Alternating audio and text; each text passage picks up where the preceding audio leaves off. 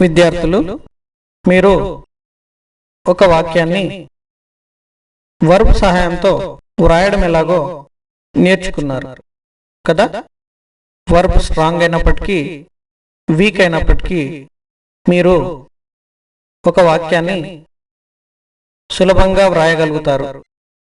మీకు ఇక్కడ ఒక విషయం చెప్పదలుచుకున్నాను. సెంటెన్సెస్ కేవలం సబ్జెక్ట్ వర్బ్ ఆబ్జెక్ట్ తోనే ఆగిపోవు. కొన్ని వాక్యాలు చాలా పొడవుగా రాయబడతాయి.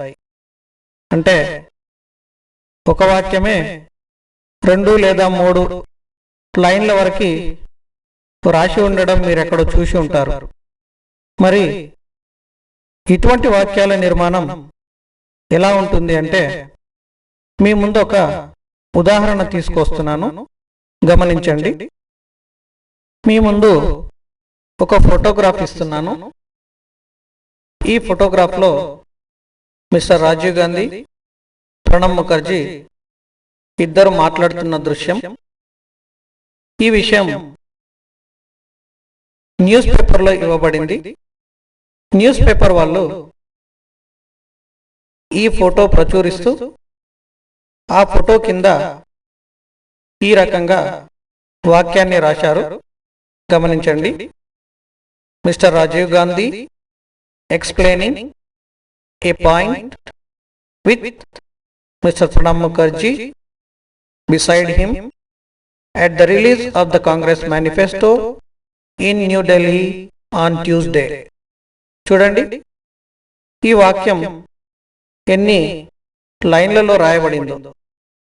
ఇక మనం ఈ వాక్యాన్ని గమనించినట్టయితే మనం ఎవరి గురించి అయితే వాక్యంలో చెప్పదలుచుకున్నామో వాళ్ళ పేరు తీసుకునే వాక్యాన్ని మొదలు పెడతాం. ఇది సబ్జెక్ట్ అని మీకు తెలుసు. అలాగే ఇక్కడ న్యూస్ పేపర్ వాళ్ళు కూడా రాజీవ్ గాంధీ గురించి చెప్పదలుచుకున్నారు కనుక మిస్టర్ రాజీవ్ గాంధీ అంటూ వాక్యాన్ని మొదలు పెట్టారు. ఇక ఇది సబ్జెక్ట్. ఇక రాజీవ్ గాంధీ గారు చేసే పని ఏంటి? ఎక్స్ప్లెయినింగ్ అని చెప్తున్నారు. ఇక్కడ ఎక్స్ప్లెయిన్ అనేది వర్బ్. ఈ ఎక్స్ప్లెయిన్ అనే వర్బ్కి ఐఎన్జి కలుపుతూ ప్రజెంట్లో చెప్తున్నారు. ఆ దృశ్యం అక్కడ కనబడుతుంది, కళ్ళెదురుగా ఉంది కనుక ఎక్స్ప్లెయినింగ్ అంటూ చెప్తున్నారు. Mister Rajiv Gandhi explaining. ఇక ఆబ్జెక్ట్ విషయానికి వస్తే ఏంటి ఎక్స్ప్లెయిన్ చేస్తున్నారు? ఒక పాయింట్. చూడండి, అది object. Mister Rajiv Gandhi explaining a point. కానీ వాక్యం అక్కడే ఆగిపోలేదు, వాక్యాన్ని ఇంకా పొడిగించారు. సరే, వాళ్ళు ఆ వాక్యాన్ని ఇంకా పొడిగించడంలో వాళ్ళ ఉద్దేశం ఏంటంటే ఇక్కడ రాజీవ్ గాంధీ గారు చేస్తున్న పని ఎవరితో, ఎప్పుడు, ఎక్కడ, ఏ సమయంలో, ఏ రోజున అంటూ ఇంకా విషయాన్ని పొడిగిస్తూ చెప్తున్నారు. చూడండి, Mister Rajiv Gandhi explaining a point. ఎవరితో ఎక్స్ప్లెయిన్ చేస్తున్నారు? ప్రణబ్ ముఖర్జీతో, విత్ మిస్టర్ ప్రణబ్ ముఖర్జీ. ఎక్కడున్నారు తను? బిసైడ్ హిమ్, అతని ప్రక్కన. ఈ ఘటన ఎప్పుడు జరిగింది? At the release of the Congress manifesto. Congress manifesto యొక్క రిలీజ్ సమయంలో. ఏ ప్రదేశంలో జరిగింది? ఇన్ న్యూ ఢిల్లీ, న్యూ ఢిల్లీలో. ఏ రోజున జరిగింది? ఆన్ ట్యూస్డే, మంగళవారం రోజున. చూడండి, ఈ సంఘటన ఎప్పుడు, ఎక్కడ, ఎలా, ఏ సమయంలో అని ఇంకా వివరణిస్తూ పోవడానికి with, beside, at, of, in, on అనే పదాలు సహకరించాయి. మరి ఈ పదాలన్నింటినీ ఏమంటారంటే ప్రిపోజిషన్స్ అంటారు. ఇక ఈ ప్రిపోజిషన్స్ ఒక వాక్యంలో ఎలా సహకరిస్తాయి అంటే ఒక వాక్యం వ్రాయబడిన తర్వాత ఆ వాక్యానికి సంబంధించిన వివరణ ఇంకా ఇస్తూ పోవాలి అంటే మనకి ప్రిపోజిషన్స్ కావాలి. ఈ ప్రిపోజిషన్స్ ఎట్ నుండి అపాన్ వరకు 40 ప్రిపోజిషన్స్ మీ ముందు పెడుతున్నాను, రాసుకోండి.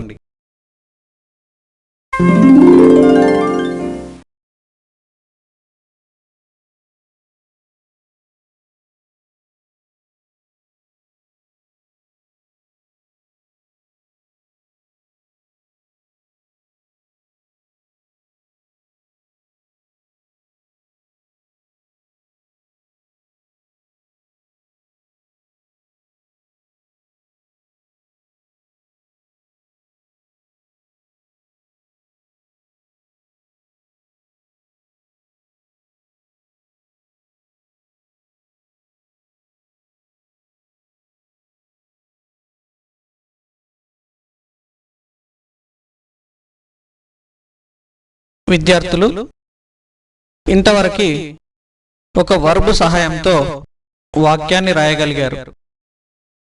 ఇక వర్బ్ ఎంతవరకు ఒక వాక్యానికి ఉపయోగపడుతుందంటే కేవలం ఈ సబ్జెక్ట్ వాళ్ళు చేసే పనిని మాత్రమే చెప్పగలుగుతుంది. మరి ఆ సబ్జెక్ట్ ఆ పనిని ఇప్పుడు చేస్తున్నాడా, గతంలో చేశాడా, భవిష్యత్తులో చేస్తాడా అని చెప్పగలిగేది ఈ వర్బే. ఇక్కడ చూడండి, he is driving a car. అతను కారు నడుపుతున్నాడు. He drove a car. అతను కారు నడిపాడు. He will drive a car. అతను కారు నడుపుతాడు. చూడండి, డ్రైవింగ్, డ్రోవ్, విల్ డ్రైవ్ అంటూ అతను చేసే పనిని మాత్రం చెప్పగలిగాం ఈ వర్బ్తో. మరి నేను ఇక్కడ అతను డ్రైవరు అని చెప్పాలి. అలా చెప్పడానికి ఏ వర్బ్కి నేను ఐఎన్జి, ఈడి ఇచ్చి చెప్పగలను? లేదు కదా. అలా చెప్పడానికి వర్బ్ పనికిరాదు. ఏ వర్బ్కి ఐఎన్జి, ఈడి ఇస్తూ చెప్పలేం. దాన్ని ఇలా చెప్పుకుంటాం, హీ ఈజ్ ఏ డ్రైవర్. అతను ఇప్పుడు driver. He was a cleaner. ఇంతకుముందు అతను క్లీనర్గా ఉండెను. He will be an owner. అతను ఒక ఓనర్గా ఉంటాడు. ఇలా అతను ఇప్పుడు ఎలా ఉన్నాడు, గతంలో ఎలా ఉండే, భవిష్యత్తులో ఎలా ఉంటాడు అని చెప్పుకోవడానికి మనం ఇక్కడ ఈజ్, వాజ్, విల్ బిని తీసుకున్నాం. దీన్ని ఏమంటారంటే దీన్ని టు బి పొజిషన్ అంటారు.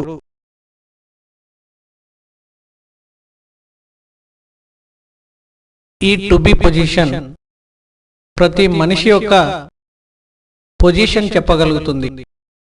వాళ్ళు ఇప్పుడు ఎలా ఉన్నారు, గతంలో ఎలా ఉండే, భవిష్యత్తులో ఎలా ఉంటారు అని చెప్పగలిగేది ఈ టు బి పొజిషన్. ఇప్పుడు చూడండి, నా గురించి చెప్తున్నాను. నేను ఒక టీచర్ని. I am a teacher. నేను గతంలో ఒక విద్యార్థిని. I was a student. నేను భవిష్యత్తులో ప్రిన్సిపాల్గా ఉంటాను. I shall be a principal. చూడండి, నా గురించి నేను చెప్పినప్పుడు నేను ఇలా ఉన్నాను, గతంలో ఇలా ఉంటిని, భవిష్యత్తులో ఇలా ఉంటాను అని చెప్పడానికి ఇక్కడ ఏ వర్బ్ని తీసుకోలేదు. దాన్ని చూపెట్టడానికి యామ్, వాజ్, షల్ బిని తీసుకున్నాను. దీన్నే టు బి పొజిషన్ అంటారు. ఈ టు బి పొజిషన్ ప్రతి మనిషి, ఈ ప్రపంచంలో ఉన్న మనుషులంతా ఎవరు? నేను, నీవు, అతడు, ఆమె, మనము, మీరు, వాళ్ళు, వీళ్ళంతా ఇప్పుడు ఎలా ఉన్నారు, గతంలో ఎలా ఉండిరి, భవిష్యత్తులో ఎలా ఉంటారు అని చెప్పేది ఈ టు బి పొజిషన్. విద్యార్థులు, ఇక్కడ మరొక్క మాట, ప్రతి మనిషి చేసే పనిని వర్బ్తో చెప్పాము, ప్రతి మనిషి పొజిషన్ని చెప్పాము టు బితో. మరి ప్రతి మనిషి వద్ద ఏదైనా వస్తువు ఉంది అంటే ఇప్పుడు చూడండి, నా వద్ద ఒక టేబుల్ ఫ్యాన్ ఉందని చెప్పుకోవాలి. మరి అలా చెప్పడానికి ఈ టు బీతో చెప్పగలమా? లేదు కదా. అలాగే వర్బ్తో చెప్పగలమా? లేదు. వర్బ్తో మనిషి చేసే పనులు, టు బీతో మనిషి పొజిషన్. అలాగే ఒక మనిషి దగ్గర ఒక వస్తువు ఉంది అని చెప్పుకోవడానికి ఈ టు బీ పనికిరాదు, ఈ వర్బు పనికిరాదు. అలా చెప్పడానికి మనకు కావాల్సింది ఇంకో ఇంపార్టెంట్ పొజిషన్, అది టు హ్యావ్ పొజిషన్ అంటారు. ఈ టు హ్యావ్ పొజిషన్ ప్రతి మనిషి వద్ద ఉన్న వస్తువుల గురించి చెప్తుంది. వాళ్ళ వద్ద ఇప్పుడు ఏముంది, గతంలో ఏముండే, భవిష్యత్తులో ఏముంటుంది అని చెప్పగలిగేది ఈ టు హ్యావ్ పొజిషన్. ఇప్పుడు చూడండి, నా వద్ద ఓ సీలింగ్ ఫ్యాన్ ఉంది. అయితే నేను ఇలా చెప్తాను, I have a ceiling fan. నా వద్ద ఒక టేబుల్ ఫ్యాన్ ఉండే, I had a table fan. అలాగే నా వద్ద భవిష్యత్తులో ఒక కూలర్ ఉంటుంది, I shall have a cooler. చూడండి, ఈ రకంగా నా దగ్గర ఉన్న వస్తువులని లేదా నా వద్ద ఉన్న వస్తువులని చూపెట్టడానికి ఈ టు హ్యావ్ పొజిషన్ వాడాను. ఈ టు హ్యావ్ పొజిషన్ కేవలం నా వద్ద ఉన్న వస్తువులే కాకుండా ప్రతి మనిషి దగ్గర ఉన్న వస్తువులని లేదా వారి వారి ప్రాపర్టీని ఇప్పుడు, గతంలో, భవిష్యత్తులో చూపించడానికి ఈ టు హ్యావ్ పొజిషన్ పనికి వస్తుంది. విద్యార్థులు, మీరు ఇక్కడ ఒక విషయాన్ని క్షుణ్ణంగా ఆలోచించండి. మీరు ఎవరి గురించైనా చెప్పదలుచుకుంటారు. వాళ్ళు ఎవరైనా కావచ్చు, మీ ఫ్రెండ్సే కావచ్చు, లేదా మీ రిలేటివ్సే కావచ్చు, మీ నైబర్సే కావచ్చు, లేదా ఈ దేశానికి సంబంధించిన ప్రెసిడెంటే కానీ ప్రైమ్ మినిస్టరే కానీ. వీళ్ళ గురించి మీరు ఎంతవరకు చెప్పగలుగుతారు? మీరు చెప్పగలిగేదంతా వాళ్ళేంటి, గతంలో ఎలా ఉండే, భవిష్యత్తులో ఎలా ఉంటారు అని ఈ టు బీలో చెప్తారు. అలాగే వారి వారి వద్ద ఉన్న ప్రాపర్టీని చెప్తారు, లేదా వారి వద్ద ఉన్న వస్తువులను చెప్తారు. వాళ్ళ వద్ద ఇది ఉంది, గతంలో ఇది ఉండే, భవిష్యత్తులో ఇది ఉంటుందని చెప్పడానికి టు హ్యావ్ వాడతారు.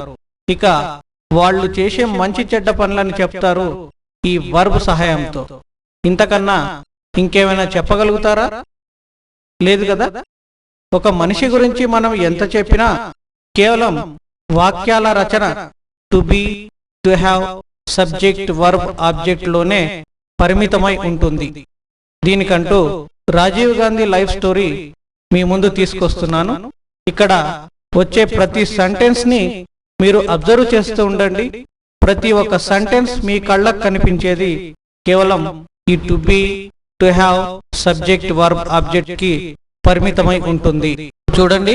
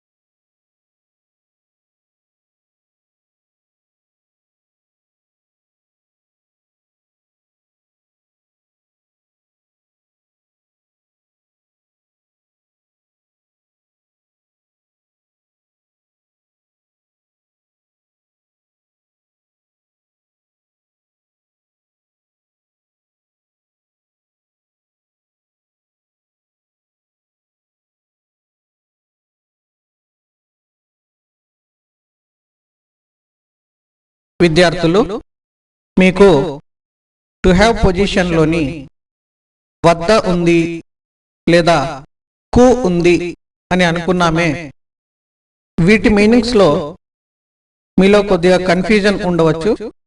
అయితే ఇక్కడ దానికంటూ చిన్న క్లారిఫికేషన్ ఇస్తున్నాను. చూడండి, ఈ వద్ద ఉంది అని ఎప్పుడు ఉపయోగిస్తామంటే, మన వద్ద ఏవైనా వస్తువులు కలిగి ఉన్నామో అవి రెండు రకాలుగా ఉంటాయి. సీన్ ఆబ్జెక్ట్స్, అన్సీన్ ఆబ్జెక్ట్స్ అని. అంటే మనం కంటితో చూడగలిగేవన్నీ సీన్ ఆబ్జెక్ట్స్, కంటికి కనబడేవన్నీ అన్సీన్ ఆబ్జెక్ట్స్. ఈ సీన్ ఆబ్జెక్ట్స్లో మనం ఎప్పుడు వద్ద ఉంది అనే మీనింగ్ తీసుకుంటాం తెలుగులో. చూడండి, I have a video camera, నా వద్ద వీడియో కెమెరా ఉంది అంటాము. ఇక్కడ కెమెరాని మనం చూడగలుగుతున్నాము కనుక వద్ద ఉంది అనే మీనింగ్ తీసుకుంటాము. అలాగే నాకు తలనొప్పిగా ఉంది, అతనికి పని ఉంది అన్న వాక్యాల్లో ఈ తలనొప్పి, పని అనేవి కనబడని అంశాలు.